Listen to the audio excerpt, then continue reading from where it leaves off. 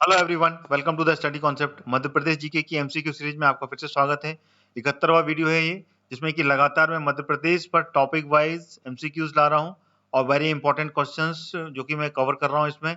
MPPSC, MPSI, constable, पटवारी, jail प्रहरी सभी exams के लिए बहुत ही ज्यादा इंपॉर्टेंट स्टैटिक जीके है।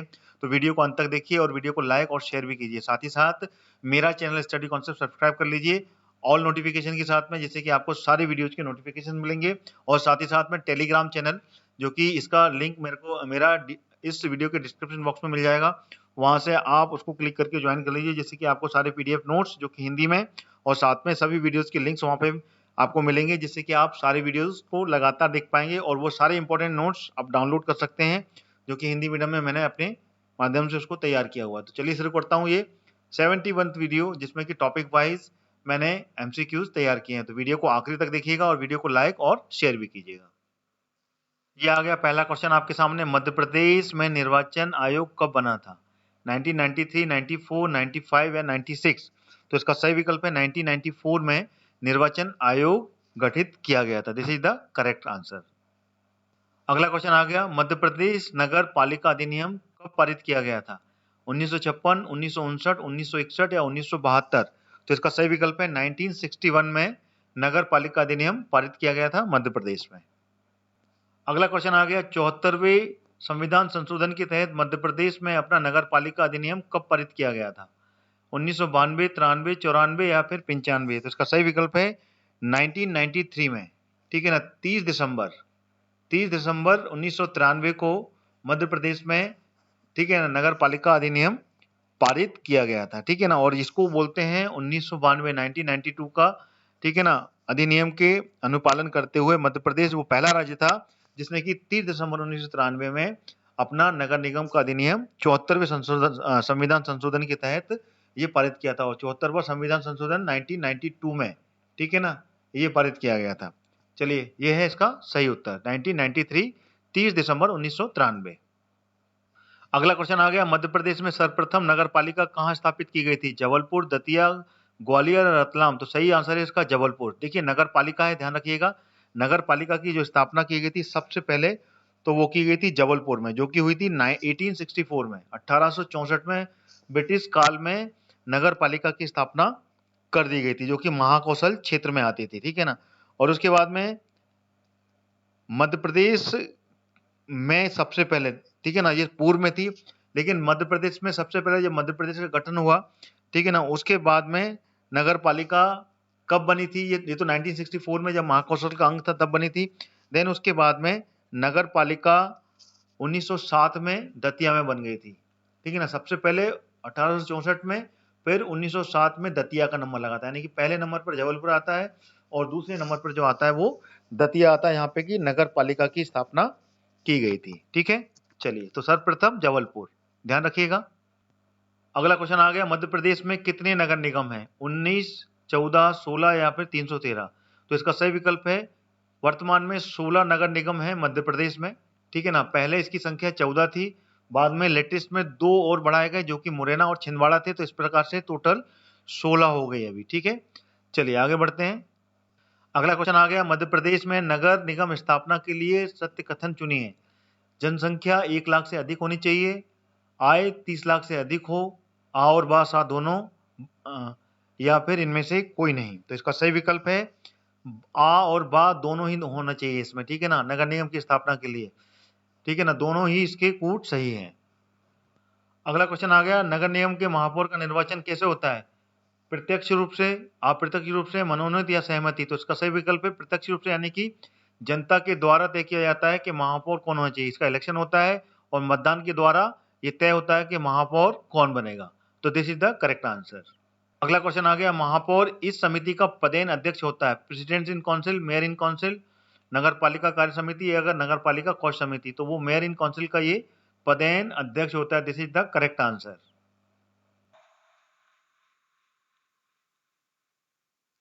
आगे बढ़ने से पहले मैं आपको बताना चाहूंगा अनअकैडमी के बारे में। अनअकैडमी आपके लिए ले आया है फ्री क्लासेस के साथ में प्लस सब्सक्रिप्शन, जिसके साथ में आप अपने एग्जाम्स की तैयारी पूरी कर सकते हैं। आइए जान लेते हैं प्लस सब्सक्रिप्शन लेने के फायदे क्या क्या हैं। पहला फायदा, आप अपने मनचाहे टीचर से लाइव क्लासेस में पढ़ सकते हैं और हर कोर्स का डिजाइन एग्जाम्स को ध्यान में रखते हुए किया गया है। हर एग्जाम्स के लिए अलग से यहाँ पर बैच भी हैं और आपके डाउट के लिए अलग से यहाँ पर डाउट क्लियरिंग सेशन भी उपलब्ध हैं। एक ही सब्सक्रिप्शन में आपको सारे कोर्स का एक्सेस यहाँ पर मिल जाता है। आपको वीडियो डाउनलोड करके आप ऑफलाइन भी इसको देख सकते हैं और साथ ही साथ आप पीडीएफ के माध्यम से सारे नोट्स को भी यहाँ पर डाउनलोड कर सकते हैं।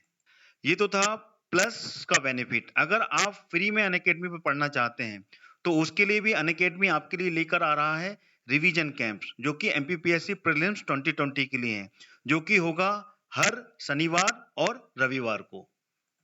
आइए अब जान लेते हैं मॉक टेस्ट सीरीज के बारे में, जो कि आप अनअकैडमी पर दे सकते हैं। जो बच्चे एमपी पुलिस और एमपी सब इंस्पेक्टर की तैयारी कर रहे हैं वो आज ही इसमें हिस्सा लें और मॉक टेस्ट सीरीज देकर इनाम पा सकते हैं।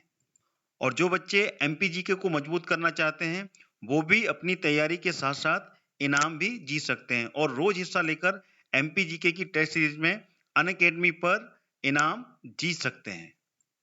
ये तो बात हुई अनअकैडमी पर अपने रिवीजन आप कैसे कर सकते हैं। अगर तैयारी की बात करें तो 24 मार्च से अनअकैडमी लॉन्च कर रहा है फाउंडेशन बैच, जहां पर एमपी के टॉप एजुकेटर्स आपकी तैयारी पूरी करवाएंगे। जो बच्चे एमपी एसआई की तैयारी कर रहे हैं उनके लिए भी 3 महीने का फाउंडेशन कोर्स है, जो कि शुरू हो रहा है 26 मार्च से। एनरोल कीजिए और एमपी के बेस्ट एजुकेटर से पढ़िए। और भी बहुत सारे बैचेस आ रहे हैं अनअकैडमी पर, उसके बारे में विस्तार से जानने के लिए आप अनअकैडमी के प्लेटफॉर्म पर विजिट करें। अब जानते हैं अनअकैडमी के नए फीचर्स के बारे में। इसमें आप सबसे पहले इस फीचर्स में लाइव क्विज में आप ज्वाइन कर सकते हैं डायरेक्ट। जो भी प्लस लर्नर हैं वो अनअकैडमी के प्लेटफॉर्म पर प्रैक्टिस क्वेश्चंस कर सकते हैं।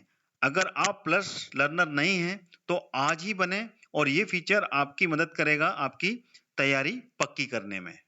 और हाँ, करंट अफेयर की पत्रिका भी आती है अनअकैडमी पर, जो कि प्लस लर्नर के लिए इसका भी उसको फायदा पूरा मिलता है। इन सब चीजों का फायदा लेने के लिए आज ही अनअकैडमी का ऐप डाउनलोड करें और 10% का डिस्काउंट पाने के लिए मेरा रेफरल कोड, जो कि कैपिटल लेटर में हरदयाल कुशवाहा लिखा हुआ है, उसको यूज करें और डायरेक्ट 10% का डिस्काउंट आपको फीस में मिलेगा। आइए जान लेते हैं लाइव क्लास कैसे अटेंड करते हैं। सबसे पहले तो आपको पर्टिकुलर लाइव क्लास में जाके एनरोल करना है। एनरोल करने के बाद में उस बैच में जाकर ज्वाइन करना है। देन वहां से आप डायरेक्ट डाउट क्लियरिंग भी कर सकते हैं और साथ ही साथ वहां से जो पीडीएफ नोट्स हैं उसको भी आप देख सकते हैं और साथ ही साथ डाउनलोड भी कर सकते हैं। लाइव क्लासेस के दौरान जो एमसीक्यूज कंडक्ट होते हैं उसमें हम पोल कैसे कंडक्ट करते हैं उसका सामने आपके पास में एक एग्जांपल है। यहाँ पर कि आपको ABCD करके ऑप्शंस आता है, जिसको कि आपको सेलेक्ट करके अपने आंसर को चूज करना पड़ता है। देन उसके बाद में आप डायरेक्ट उसका answer at the end educators के द्वारा आपको प्राप्त होता है। How to clear the doubts in the live class. तो सबसे पहले आपको पर्टिकुलर डाउट पर क्वेश्चन जनरेट करना है। देन उसके बाद में आप उस क्वेश्चंस को क्वेश्चन बॉक्स में जाकर टाइप करें। देन पर्टिकुलर इमेज को टाइप करने के बाद में अटैच करने के बाद में आप उस पर्टिकुलर एजुकेटर्स को आप सेंड कर सकते हैं। अनअकैडमी पर डेडिकेटेड डाउट क्लियरिंग सेशंस भी चलते हैं, जिसमें कि आप ज्वाइन होकर पर्टिकुलर डाउट क्लियरिंग सेशंस को अटेंड करके अपने सारे डाउट्स क्लियर कर सकते हैं। अनअकैडमी मेगा और वीकली क्विज कंडक्ट कराता है और उसको अटेंड करने के लिए पर्टिकुलर क्विज पे जाएं। देन उसके बाद में आप उसको पार्टिसिपेट कर सकते हैं। तो जल्दी ही डाउनलोड कीजिए अनअकैडमी का ऐप और तैयार हो जाइए एमपीपीएससी व्यापम्स के सारे एग्जाम्स को क्रैक करने के लिए। Let's crack it. अगला क्वेश्चन आ गया, नगर निगम आयुक्त जिसको बोलते हैं नगर निगम कमिश्नर, उसका वेतन किससे दिया जाता है? राज्य की सिंचित निधि से, राज्य की लोक लेखा से, या फिर नगर निगम कोष से, या फिर केंद्र की सिंचित निधि से। तो इसका सही विकल्प है सा। ठीक है ना, सी इज द करेक्ट आंसर। नगर निगम की कोष से ही वेतन दिया जाता है नगर निगम कमिश्नर को। अगला क्वेश्चन, नगर निगम परिषद में निम्न सदस्य शामिल होते हैं: लोकसभा राज्यसभा के पदेन सदस्य, विधानसभा और विधान परिषद के पदेन सदस्य, और 6 सदस्य राज्यपाल द्वारा नियुक्त होते हैं, या फिर उपरोक्त सभी। तो इसका सही आंसर है डी, यानी कि ऊपर दिए हुए सारे विकल्प सही हैं, यानी कि लोकसभा राज्यसभा के पदेन सदस्य भी होते हैं नगर निगम परिषद के सदस्य, विधानसभा विधान परिषद के भी होते हैं, और राज्यपाल के द्वारा 6 अन्य सदस्य जिनकी नियुक्ति होती है वो भी इनके सदस्य होते हैं। ठीक है ना, तो ऑल 3 आर करेक्ट। अगला क्वेश्चन आ गया, मध्य प्रदेश में नगर निगम का जो अध्यक्ष है उसका चुनाव कैसे होता है? प्रत्यक्ष रूप से, अप्रत्यक्ष रूप से, मनोनयन या स्वेच्छा से? तो वो होता है प्रत्यक्ष रूप से। प्रत्यक्ष रूप से चुनाव होता है और चुनाव के बाद में वो अध्यक्ष चुना जाता है। ठीक है ना, चुनाव के दौरान ही पूरे जो सदस्य होते हैं उनका चुनाव होता है, फिर उसी में से चुन के उसको अध्यक्ष बनाया जाता है। ठीक है, चलिए आगे बढ़ते हैं। अगला क्वेश्चन आ गया, मध्य प्रदेश में ग्रामीण सचिवालय की व्यवस्था कब से लागू हुई? 2001, 2, 3 या 4? तो इसका सही विकल्प है 2004 में ये व्यवस्था लागू कर दी गई थी, और वो हुई थी 8 अगस्त 2004 से ये व्यवस्था लागू की गई थी। अगला क्वेश्चन आ गया, पंचायत की आर्थिक स्थिति की समीक्षा करने के लिए कितने वर्ष में वित्त आयोग के गठन किए जाने का प्रावधान है? बताइए कितने वर्ष में होता है? 3 वर्ष, 4 वर्ष, 5 वर्ष या फिर 6 वर्ष? तो इसका सही विकल्प है 5 वर्ष। ठीक है ना, यही 73वां जो संविधान हुआ था, संविधान संशोधन हुआ था पंचायती राज के लिए। ठीक है ना, और जिसमें कि 243 झा, ध्यान रखिएगा, ये जो प्रावधान है 243 झा में जो लिखा गया है उसके अनुसार 5 वर्ष का, ठीक है ना, वित्तीय आयोग गठित करने का इसमें प्रावधान दिया गया है। ठीक है, इसकी समीक्षा की गई है। चलिए आगे बढ़ते हैं। अगला क्वेश्चन, मध्य प्रदेश में नगर निगम के मेयर का निर्वाचन किसके द्वारा होता है? विधायक, नगर निगम के सदस्यों द्वारा, नगर निगम के निर्वाचित सदस्यों, या फिर नगर की जनता के द्वारा? तो उसका द आंसर सही है, जैसे कि मैंने बताया, प्रत्यक्ष रूप से चुनाव होता है और नगर की जनता तय करती है कि नगर निगम का जो मेयर है यानी कि महापौर है वो कौन बनेगा। ठीक है ना, जो जिसको सबसे ज्यादा वोट मिलते हैं वही मेयर बनता है। अगला प्रश्न आ गया, मध्य प्रदेश में ग्राम पंचायत का कार्यकाल कितना होता है? 5 वर्ष, 4 वर्ष, 8 वर्ष या 2 वर्ष? तो 5 वर्ष होता है। ठीक है ना, जैसे कि नॉर्मली विधानसभा का जो कार्यकाल होता है राज्य सरकार में, तो ग्राम पंचायत का भी वही समय होता है जितना कि नगर निगम के जो पार्षद होते हैं, महापौर होते हैं, उनका कार्यकाल होता है। तो सेम टेन्योर इसमें भी होता है। लोकसभा, राज्यसभा, विधानसभा, विधान परिषद, पंचायत, नगर निगम, इन सब में जो कार्यकाल है वो समान ही रखा गया है, चाहे राष्ट्रपति का कार्यकाल हो या फिर उपराष्ट्रपति का कार्यकाल। ये 5 वर्ष का ही कार्यकाल इसमें तय किया गया है। ठीक है ना, और ये संविधान की किसमें 243 में इसके बारे में जानकारी है, अनुच्छेद में। ठीक है, याद कर लीजिएगा, संविधान के अनुच्छेद 243 में इसके बारे में पूरी जानकारी का प्रावधान किया गया है। ठीक है, तो ये थे टोटल 15 क्वेश्चन जो कि मैंने आपके सामने रखे मध्य प्रदेश जीके पर। वीडियो कैसा लगा कमेंट करें, वीडियो को लाइक भी करें, वीडियो को शेयर भी करें ज़्यादा से ज़्यादा, जिससे कि अन्य सारे विद्यार्थी जो कंप्यूटर मध्य प्रदेश जीके की तैयारी करना चाहते हैं वो भी लगातार जुड़े मेरे इस चैनल से। और आपको करना क्या होगा, उसके लिए मेरा चैनल स्टडी कॉन्सेप्ट सब्सक्राइब कर लेना है ऑल नोटिफिकेशन के साथ में, और साथ ही साथ टेलीग्राम का चैनल जिसका कि लिंक आपको इस वीडियो के डिस्क्रिप्शन बॉक्स में मिल जाएगा, उसको भी क्लिक करके ज्वाइन कर लीजिए, जिसमें कि आपको सारे इंपॉर्टेंट PDF नोट्स जीके के और सभी वीडियोस के लिंक जो कि यूट्यूब के माध्यम से मैं लेके आ रहा हूँ वो सारे लिंक्स वहाँ पे मिलेंगे। तो उनको आप क्लिक करके इंडिविजुअली आप देख सकते हैं सारे जितना भी जीके का पार्ट है। तो thank you so much to watching my this video. कल फिर अगला वीडियो आपके सामने मैं लेके आऊंगा। जय हिंद, जय Bharat and God bless you.